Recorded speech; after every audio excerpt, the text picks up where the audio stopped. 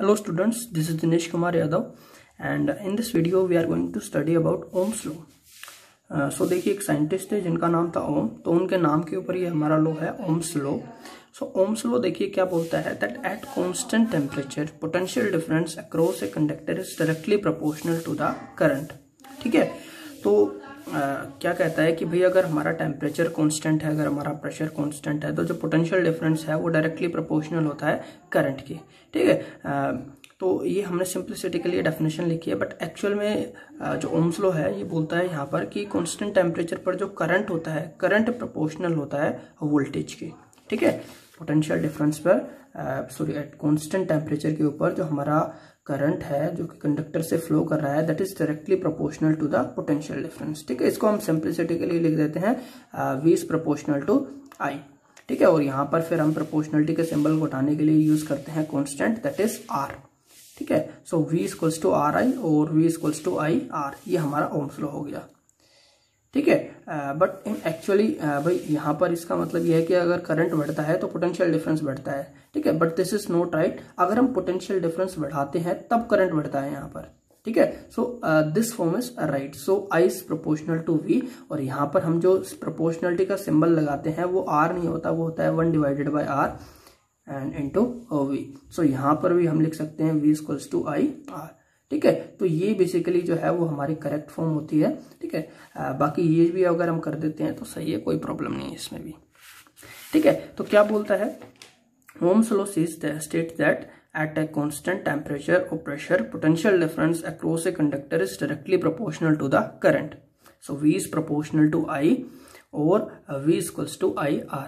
ठीक है भाई ओम्स जो थे उन्होंने सिंपली एक एक्सपेरिमेंट करके देखा कि जब हम पोटेंशियल डिफरेंस बढ़ाते हैं, ठीक है, तो जो करंट है सर्किट से वो बढ़ जाता है. भाई अगर एक आपके पास एक सर्किट है, ठीक है, आपने एक सेल लगाया कुछ करंट फ्लो करेगा, आपने 2 सेल लगाए वोल्टेज बढ़ गई ज्यादा करंट फ्लो करेगा, आपने 3 सेल लगाए और ज्यादा वोल्टेज बढ़ गई और ज्यादा करंट फ्लो करेगा.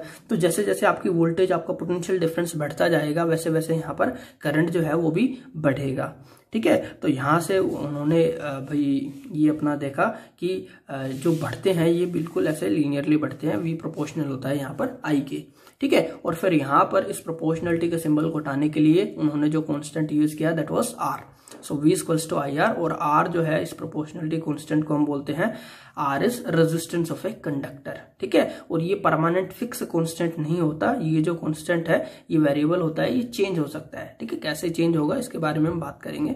ठीक है, बट अगर हमारी फिजिकल कंडीशंस अगर सेम रहती है, ठीक है, वायर के ऊपर यदि कोई स्ट्रेन कोई प्रेशर वगैरह नहीं आता, टेम्परेचर सेम है, तो in that case potential difference proportional होता है करंट के. और अगर यहाँ पर मैं ग्राफ बनाना चाहता हूँ V और I के बीच में, तो यहाँ पर V और I के बीच का जो ग्राफ है वो एक स्ट्रेट लाइन ग्राफ होता है that start from the origin. ठीक है, तो ये स्ट्रेट लाइन ग्राफ क्या शो करता है कि वोल्टेज और करंट जो है वो प्रोपोर्शनल है. ठीक है, एक दूसरे के प्रोपोर्शनल है. So this was ohms law. ठीक है, दिस वॉज ओम्स लॉ. ठीक है, अगर आपके पास सिंपल एक सर्किट है, अगर आपके पास सिंपल एक सर्किट है, उस सर्किट में भाई यहाँ पर आप ये एक बल्ब यूज कर रहे हैं. ठीक है, यहाँ पर अगर आप एक एमीटर लगा देते हैं, यहाँ पर आप एक वोल्ट मीटर लगा देते हैं. ठीक है, और यहाँ पर आप चेक करोगे कि भाई जैसे जैसे यहाँ पर आप वोल्टेज को कम ज्यादा करोगे यहाँ पर जो करंट है उस पर भी इफेक्ट पड़ेगा. ठीक है, तो अगर आप V को इंक्रीज करोगे तो जो एमीटर में जो करंट की रीडिंग दिखा रहा है करंट भी इंक्रीज होगा. ठीक है, अगर आप V को डिक्रीज करोगे तो इसमें जो करंट है वो भी यहाँ पर डिक्रीज हो जाएगा. ठीक है, तो यहाँ से उन्होंने भाई हम कह सकते हैं कि V प्रोपोर्शनल होता है I के. So this was Ohm's law. अब हम ओम्स लॉ को यहाँ पर डिड्यूस करेंगे. ठीक है, इसको हम ड्राइव करेंगे ओम्स लॉ को. सो देखिए यहाँ पर हम रिलेशन यूज करेंगे ड्रिफ्ट वेलोसिटी का. तो ड्रिफ्ट वेलोसिटी जो है वो हमने कुछ लास्ट वीडियोस में हमने इसके बारे में बात की थी. तो ड्रिफ्ट वेलोसिटी का हमारे पास फॉर्मूला होता है VD equals to capital E tau divided by M. ठीक है, यहाँ पर नेगेटिव साइन होता था और हम केवल मैग्नीट्यूड को ले रहे हैं यहाँ पर. So VD equals to capital E tau divided by M.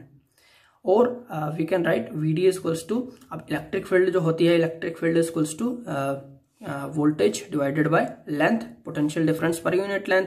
ठीक है, तो ये एक फॉर्मूला होता है, this is the relation between electric field and electric potential. ठीक है, तो यहाँ पर मैं इस E की वैल्यू पुट कर सकता हूँ V divided by L. So VD equals to E, E की जगह मैंने पुट कर दिया v divided by l tau by m, so E V tau divided by m into l. Now we know that relation between current and drift velocity I is equals to NEAVD. ठीक है, ये भी हम पीछे discuss कर चुके हैं. ठीक है, अगर आपने नहीं देखी है तो पिछली हमारी वीडियोस को देख लीजिए, उसमें आपको मिल जाएगा. सो I is equals to NEAVD. तो यहाँ पर ये रिलेशन होता है करंट और ड्रिफ्ट वेलोसिटी में. तो इस ड्रिफ्ट वेलोसिटी की वैल्यू मैं इस इक्वेशन में पुट कर देता हूँ VD की जगह. सो I is equals to NEA और इस VD की जगह मैंने पुट कर दिया EV tau divided bye ML. सो EV tau divided bye ML. यहाँ पर अगर मैं इसको मल्टीप्लाई करूंगा सो N E into E square AV tau divided bye ML. ठीक है, ये हमारे पास यहाँ पर रिजल्ट आ गया. यहाँ पर मैं V बाय L की वैल्यू निकालता हूँ. So this is V and this is I. तो V बाय I की वैल्यू मैं यहाँ पर निकालूंगा तो देखिए जो ML है ये इधर आ जाएगा. सो ML N E square A tau ये डिवाइड में चला जाएगा, N E square A tau ये डिवाइड में चला गया. सो V बाय I यहाँ पर कितना आ जाता है ML divided bye N E square A tau. ठीक है, सिंपली यहाँ पर आप निकाल सकते हैं. अब ये जो है यहाँ पर आप देखिए जो M है, M बेसिकली इलेक्ट्रॉन का मास होता है. यहाँ पर जो L है that is length of conductor. ठीक है, जो हमारा कंडक्टर है उस कंडक्टर की लेंथ. तो मास देखिए इलेक्ट्रॉन का मास कांस्टेंट होता है. जो कंडक्टर आपने ले रखा है उसकी जो लेंथ है वो भी कांस्टेंट है. अगर आप टेम्परेचर वगैरह को चेंज नहीं करोगे तो लेंथ भी यहाँ पर चेंज नहीं होगी.